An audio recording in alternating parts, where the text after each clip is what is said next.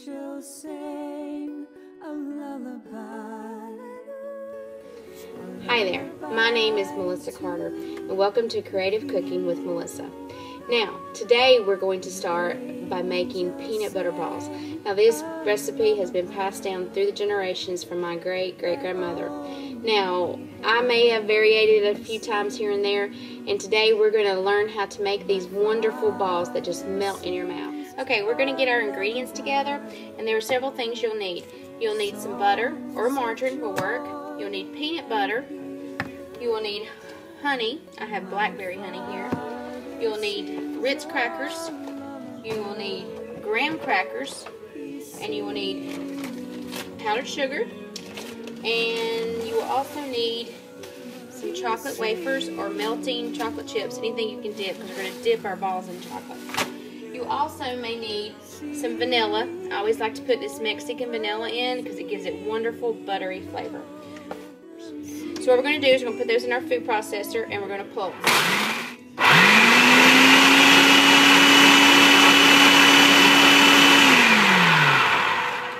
Now we've processed this to a really fine powder. So now we're going to take it out of our food processor.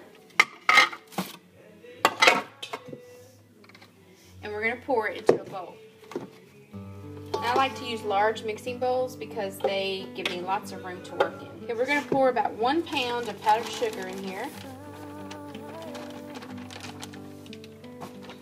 You can use your hands or a spoon, whichever you're more comfortable with in cooking.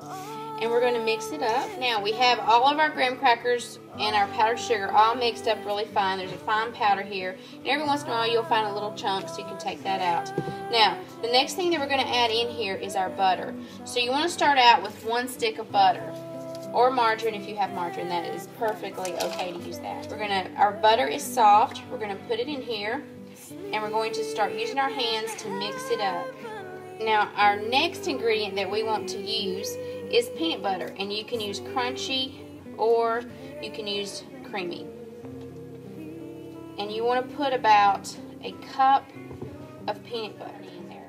And we're going to put about a half a cup of honey. Now, another substitute you could use this instead of the honey is you could put molasses. Or if you don't have molasses or honey, you can use dark kauri syrup. We do want to put a little teaspoon of our Mexican vanilla in there, because we're going to get a gooey dough. And if our dough tends up to be too gooey, what we're going to do is add a little bit more powdered sugar until we get to the consistency that we can roll balls. Okay, we are getting it mixed up. So it's almost done. We've almost incorporated it. And I have taken my fist and now incorporate all the ingredients together. Okay, what we want to do now is we're going to take our dough and we're going to make balls before it's put in the refrigerator. We're going to make balls about the size of a quarter or a very small golf ball. And then we'll put this in the refrigerator to get cold before we dip our chocolate. And I'm putting these on a cookie sheet lined with wax paper or freezer paper. That way they won't stick, and when you go to dip them in the chocolate, they are going to come off very easily. You want to make sure you don't have water in here. If you have water in any type of chocolate when you're trying to melt it, your chocolate will seize up and it will become cluttered and you cannot use it at all for dipping. You've practically ruined the bowl of chocolate. So we want to make sure everything is completely dry. And we're going to pour our chocolate melting tablets in here. You can also use chocolate chips. Now, start out melting your chocolate at 40-second intervals. This way, you're very cautious not to burn your chocolate, and you can stir it up and have a smooth consistency. Okay, now my chocolate is melted. So what I want to do to add this, because when my chocolate hardens up, to give it like a shiny gloss, I'm going to put 1 teaspoon of shortening in there, and I'm going to let the warm chocolate melt it. Now what this does is this helps give it a little bit of a shiny coat and also thins out your chocolate a little bit so that when you're dipping it will be so much easier to work with. Hey, Melissa back here, and we have put our peanut butter mixture that we made for our peanut butter balls in the refrigerator, and they stayed there for overnight. So today I want to show you how to make the peanut butter balls, how to dip them in the chocolate, and also to show you that I have some cute helpers. Go now. Hey, how you doing?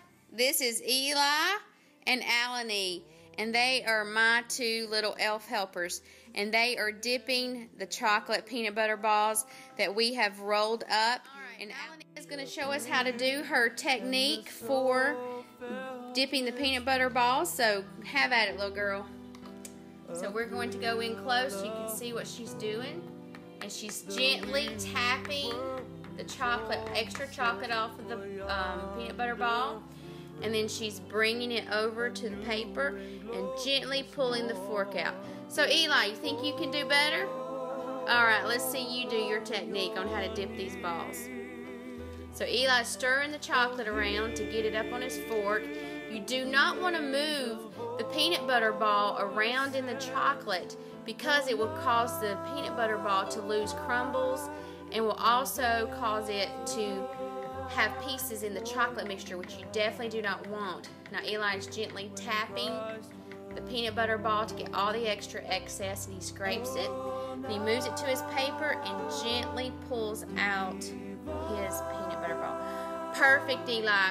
So we're not sure who won this contest, but all I know is that these two are great helpers in the kitchen, and they are my little elf cooks. Got anything to say? It's a messy activity. It's a messy activity. Is that fun? Fun for kids. Fun for kids? All right. Especially 4-year-olds. Wish you a Merry Christmas. Merry Christmas. Alan and Eli have finished dipping the balls, but the last step we're going to do is to beautify those things. So we're going to drizzle them with chocolate and put little peanuts on top. Now Eli and Alan have got some really good looking peanut butter balls here, and what they're doing now is they're drizzling the balls have set, and they're drizzling the top again with some more chocolate, and they're putting a little peanut on top to let people know that these are wonderful peanuts. Now Alan and Eli, how about doing some taste testing for us and tell us what they taste like? Sure. Tell us what you think.